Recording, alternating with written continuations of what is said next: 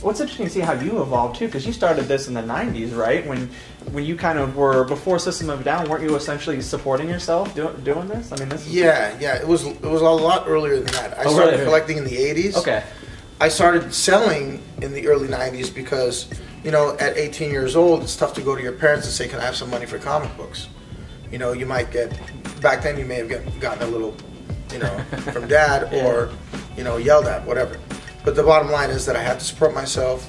I had some bills of my own, and back then, you know, coming up with $200 a month for my bills was that was a lot of money. You know, so initially I started off by losing a lot of money, you know, trying to sell books at conventions and stuff like that until I figured out how to do it. And by the time we got signed with System, I was making, you know, $55,000 to $60,000 a year, and then I took a huge pay cut to join System. Well, you know, a lot of these people that were calling it kid stuff were going to see the movies with their grandkids. Right. You know, so the mindset has changed. It's much more mainstream. You know, back in the day, if you wore a Captain America T-shirt, you were pretty much laughed at in school. You know, if you were a certain age, in high school or above. And now, you know, I see them everywhere.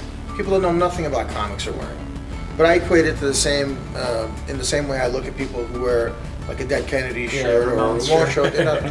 They couldn't name a Dead Kennedy song or a Ramon song if their life depended on it. But they still have the shirts. That's you know, so whatever. As long as people are enjoying it for whatever reason they want to enjoy it for, then that's great.